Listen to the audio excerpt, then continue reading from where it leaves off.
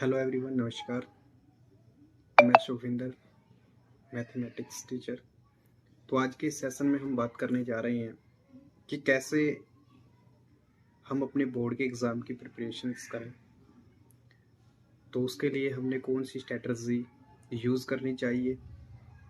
अभी जैसे कि देखा जाए तो सीबीएसई बोर्ड 10th क्लास का जो अभी एग्ज़ाम 15 फरवरी से स्टार्ट होने को जा रहा है। पहला एग्ज़ाम इंग्लिश का, तो काफ़ी बच्चे स्ट्रेस में इस चीज़ को लेके कि कैसे हम अपनी प्रिपेयर करें बचे हुए दिनों के अंदर।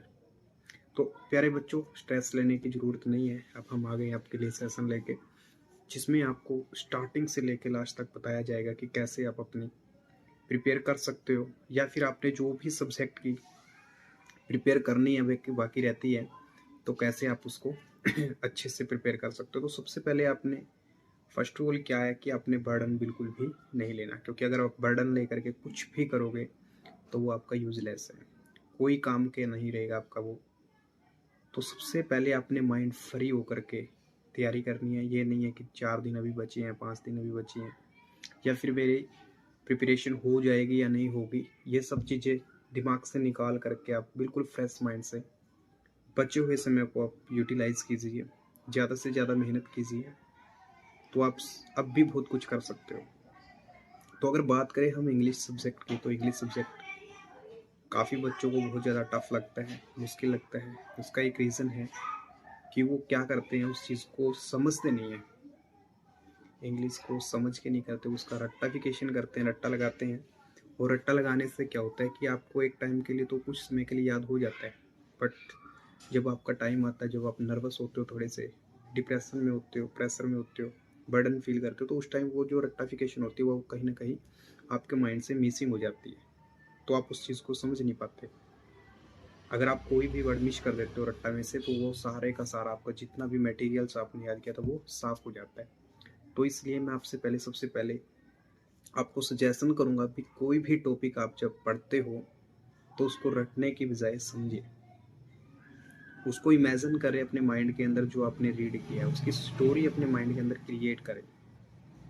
देखो, लर्निंग के 2 मेथड्स होते हैं। एक स्टडी मेथड, जब आप किसी बुक में से किसी टॉपिक्स को रीड करते हो, स्टडी करते हो, एक तो तब आप उस चीज़ को लर्न करते हो। सेकेंडली, आप उस बुक को ऑफ करके बंद करके साइड में रख देते हो, या फिर आप अकेले एकांत में बैठ के जब उस चीज़ को एनालाइज करते हो, अपनी आइज़ को क्लोज करके, अपने माइंड पे प्रेशर डाल के, अपने माइंड को नोटिफाई करके कि मेरे को ये चीज़ क्लियर कीजिए जो मैंने अभी पढ़ी है, तो वो कहाँ पे अप्लाई होती है सोसाइटी के अंदर, ऐसा क्या टॉपिक है जहाँ से मेरे को भी ज़्यादा सीखने को मिल जाता है। तो हम देखते हैं बुक से जब बाहर निकल के उस टॉपिक्स के बारे में हम सोसाइटी के अंदर देखते हैं, पढ़ते हैं, तो आपको बहुत सारी चीज़ें और भी नई नई सीखने को मिलती हैं, और वो ऐसे ही आपके माइंड में एक पिक्चर को क्रिएट कर देती है जो आपको प्रॉपर तरीके से वो चीज़ को समझने में आपकी हेल्प करती है। अब एग्ज़ाम में जब आप जाते हो तो एग्ज़ाम में जितना आपसे पूछा जाता है तो आप बहुत ही ईजिली तरीके से, बहुत ही अच्छे तरीके से, सिंपल तरीके से आप उसको वेरीफाई कर पाते हो, एक्सप्लेन कर पाते हो।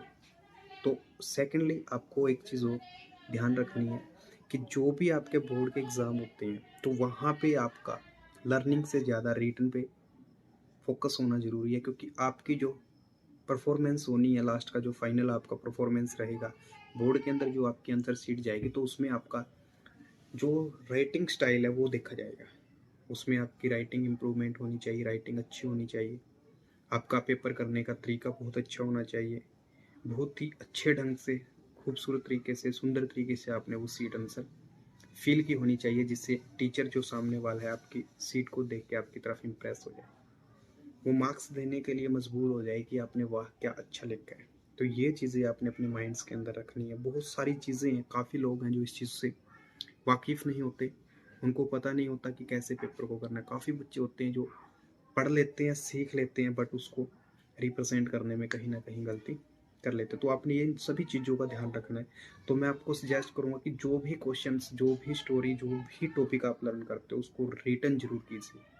अगर आपने किसी स्टोरी को 2 या 3 बार लर्न किया तो मैं आपको बोलता हूँ उसको फिर 20 बार लिख के देखिए, क्योंकि आपके बोर्ड के एग्ज़ाम के अंदर आपने रिटन करना है। रिटन कितना अच्छा करते हो आप, किस स्टाइल से करते हो, कितना फास्टली करते हो, टाइम से पहले अपने पेपर को कंप्लीट कर पाते हो, या फिर आपका बहुत सारा सिलेबस छूट जाता है। ये सब सारी बातें आपके ऊपर डिपेंड करती है। काफ़ी बच्चे होते हैं बहुत ज़्यादा मेहनत करते हैं, लर्निंग में लगे रहते हैं, 5-5 6-6 घंटे 7-7 घंटे वो पढ़ते हैं और लर्न भी कर लेते हैं, ऐसी बात नहीं है। बट जब बारी लिखने की आती है तो उनकी लिखने की प्रैक्टिस नहीं होती इतनी।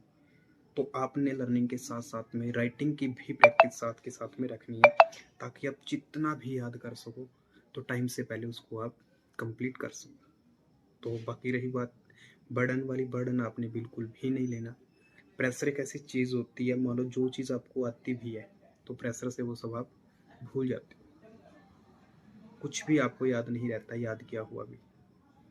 और क्लाम पीसफुल माइंड से अगर आप किसी एग्ज़ाम को हैंडल करते हो, फेस करते हो, तो कुछ चीज़ें ऐसी होती है एग्ज़ाम में जो आपने कभी पढ़ी नहीं, लेकिन आप उसको डीपली माइंड से, शांत दिमाग से जब आप सोचते हो तो आपका माइंड उसका भी कोई ना कोई सलूशन आपको जरूर निकाल के देता है। तो इसलिए आप सभी के लिए मैं दुआएं करूँगा, भगवान से प्रार्थना करूँगा कि आपका एग्ज़ाम अच्छा जाए, सभी मेहनत करें, सभी अपने एग्ज़ाम में अव्वल आएँ, फर्स्ट आएँ, फर्स्ट रैंक आपका आए। जितनी आपने मेहनत किया भगवान उसको उससे भी ज़्यादा आपको एक्सेप्टेशन करे।